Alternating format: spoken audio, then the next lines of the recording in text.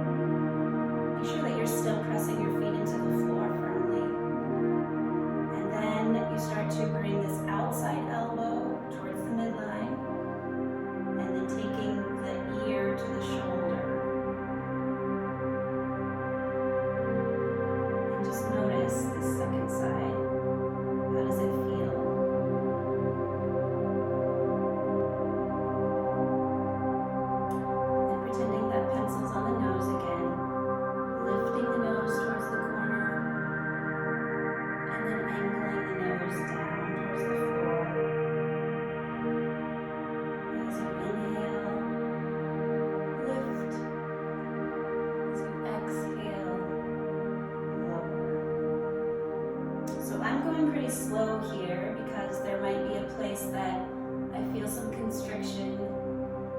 So I want to take note of that and not go too quickly.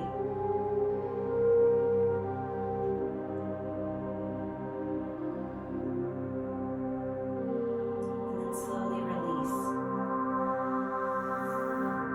roll. And you might want to, at this point, shrug things. You can lift up and shrug it down. Lift up, squeeze the shoulders into the ears, and then shrug it down. You can even make some vocal sounds with this. So, two more.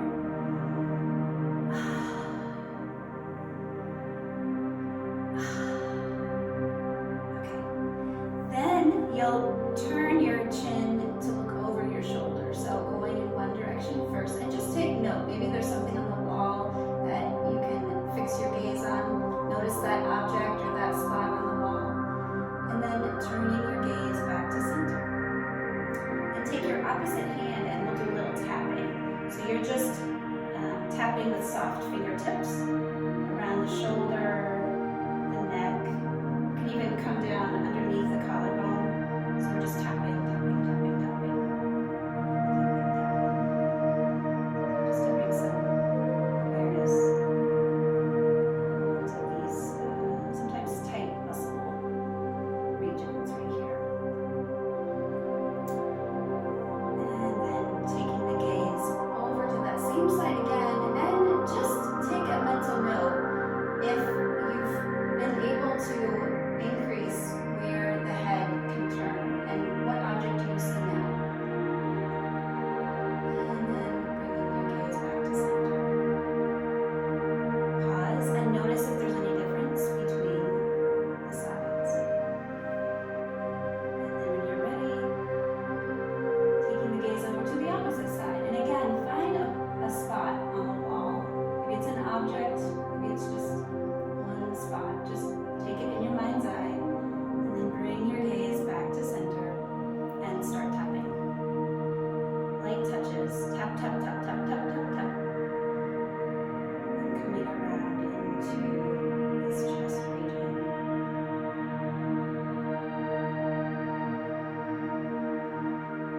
And the neck.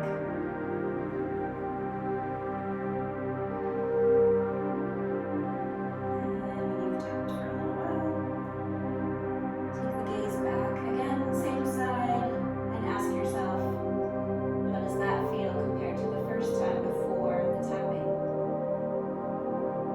then bringing the gaze back to center. We're going to take the gaze up towards the ceiling, and then taking the gaze down towards the floor of your feet. So maybe you link this with your breath. So maybe as you inhale, lift the gaze up. And then as you exhale, bringing the gaze towards the floor.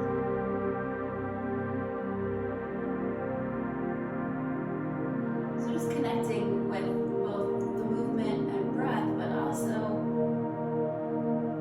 how it feels in your body. So listening from not just your ears, but from your whole body. Can you feel your cervical spine?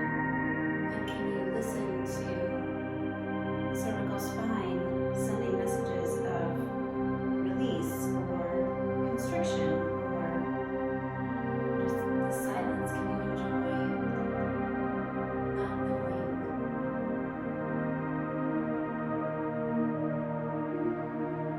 Coming back to center.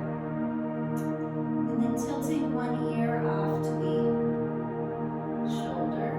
And then taking that opposite hand, placing it on top of the head. Now there's no force, there's no pressure here. It's just the weight, the sheer weight of the hand resting on the top of the head.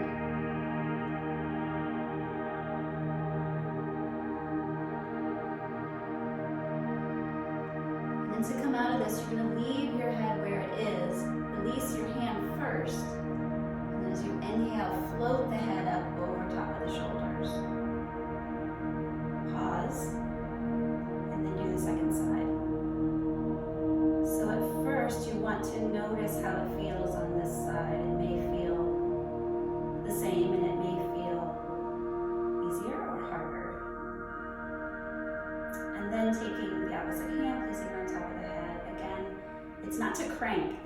dragging, there's no pulling here. It's just adding a suggestion of invitation of the weight of the hand.